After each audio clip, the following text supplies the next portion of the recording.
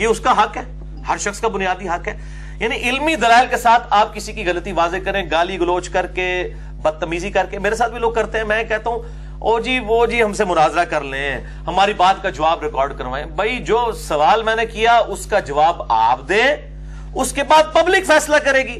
جواب کا جواب نہیں دینا ہوتا. میں نے ایک پوائنٹ آف ویو سامنے رکھا کہ بھئی چشتی رسول اللہ کلمہ کفر ہے, آپ اس کی دلیل دے دیجئے کہ یہ کتاب و سنت سے ثابت ہے. اگر آپ ثابت کر دیتے ہیں تو عوام کو پتہ چل جائے گا کہ آپ جیت گئے اور میں ہار گیا. اور اگر آپ مان لیتے ہیں کہ واقعی یہ بات غلط ہے تو پھر میرا مقدمہ آپ نے پہلے ہی مان لیا, مجھے آپ سے مناظرہ کرنے کی ضرورت نہیں. دونوں صورتوں میں مناظرہ کرنے کی ضرورت نہیں ہے. تو یہ بات سمجھیں. تو اس طریقے سے لوگ بیچارے بھولے بالے ہیں. علم کے میدان میں جذبات کی کوئی حیثیت نہیں. ہم علمی دلائل کے ساتھ اپنا پوائنٹ آف ویو سامنے رکھتے ہیں. اس کے بعد ہر بات کا جواب نہیں دینا ہوتا. ہر بات کا جواب اللہ تعالیٰ نے بھی قرآن میں نہیں دیا ہوا. بس صرف علمی دلائل سامنے رکھنے ہوتے ہیں. اس کے بعد پبلک خود فیصلہ کر لے گی کہ کون سی بات حق ہے اور کون سی باطل ہے. تو عوام کو آپ حق دیں, گھوٹ کے نہ پلائیں. ہم زبردستی کسی کے ساتھ نہیں کرتے. ہم کبھی گن پوائنٹ پہ کہہ رہے ہیں بات مانیں, تو آپ بھی لوگوں کو بات بتائیں کہ جی یہ بات اس نے غلط کی. لوگ خود فیصلہ کر لیں گے کون سی بات ٹھیک ہے, کون سی بات غلط ہے. میں نے مطلب جو علمی دلائل جو 4 حوالے رکھے ہیں بریلوی علماء کا مقدمہ بریلوی عوام کی عدالت میں نے اس میں حوالے رکھے ہیں. ان حوالوں کے جواب دیں گستاخانہ. تو اس میں جو چھوٹی چھوٹی باتیں ہیں وہ پکڑ کے جواب دینا شروع کرتے ہیں. یہ کوئی طریقہ نہیں ہے. جو پوری بات میں نے جو گستاخانہ باتیں رکھی ہیں ان کا جواب دیں. واللہ یہ جتنے اس حوالے سے جوابات دے رہے ہیں, میں ان کے اوپر ڈیٹیل لیکچر دے کے جتنی ابھی ان کی بے عزتی ہوئی ہے اس سے زیادہ بے عزتی ریکارڈ کروا سکتا ہوں. لیکن اس کی ضرورت نہیں, ورنہ ہم اصل مقصد سے ہٹ جائیں گے. ٹھیک ہے, میں آپ کو چھوٹی سی مثال دے دیتا ہوں. اب جب میں نے یہ یزید نام کی بات کی تو کہہ رہے ہیں جی یہ تو کئی تابعین کا نام ہے, صحابہ کا نام ہے. بھائی میرے تو اس کلپ میں ریکارڈڈ موجود ہے کہ بھئی یزید نام سے میں کوئی چڑ نہیں ہے. یزید ابن ابی سفیان رضی اللہ تعالیٰ عنہ علیہ السلام حضرت معاویہ رضی اللہ تعالیٰ عنہ کے بڑے بھائی ہیں. حضرت ابو سفیان رضی اللہ تعالیٰ عنہ کے بیٹے ہیں جو جنگ یرموک میں کمانڈر تھے. حضرت ابو عبیدہ ابن جرح کی فوج کے اندر بڑے کمانڈروں میں سے تھے. اور بیسیکلی انہی کی وجہ سے حضرت معاویہ بھی بعد میں منظر عام میں آگے. بیسیکلی یہ بندہ تھا.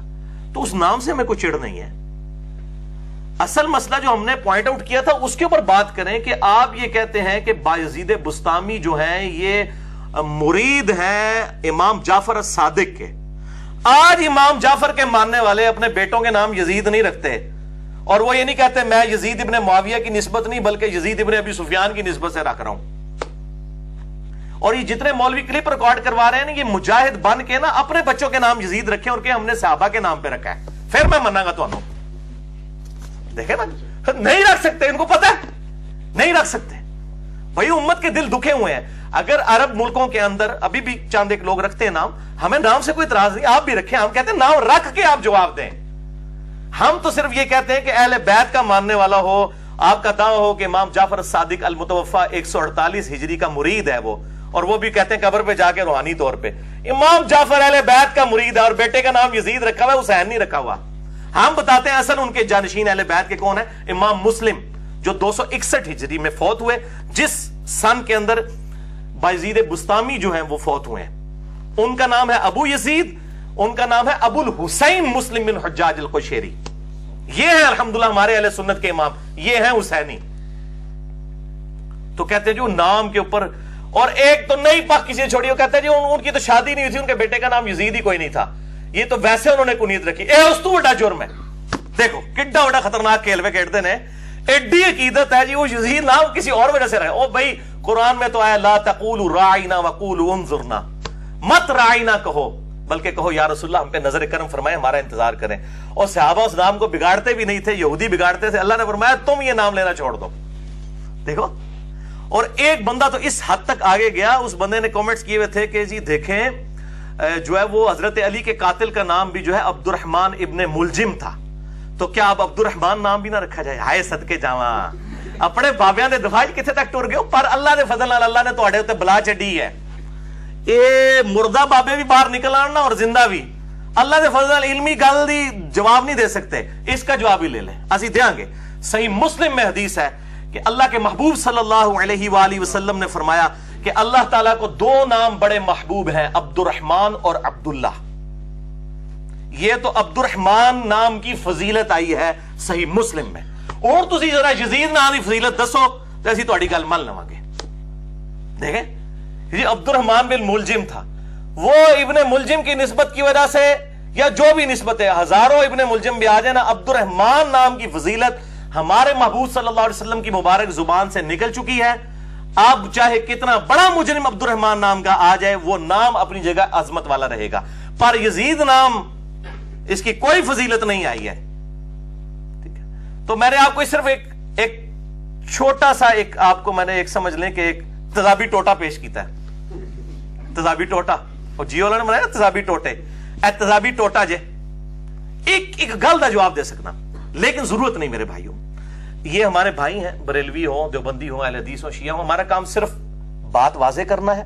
باقی وَأَنْتُمْ تَعْلَمُونَ جو یہودیوں کو کہا گیا تھا کہ تم جانتے تو ہو، پتہ ان کو بھی ہے، تو اگر یہ سمجھتے ہیں نام بالکل جائز ہے، بخاری کے راوی ہیں، تو اپنے بیٹوں کے نام رکھیں اور کلیریفائی کریں.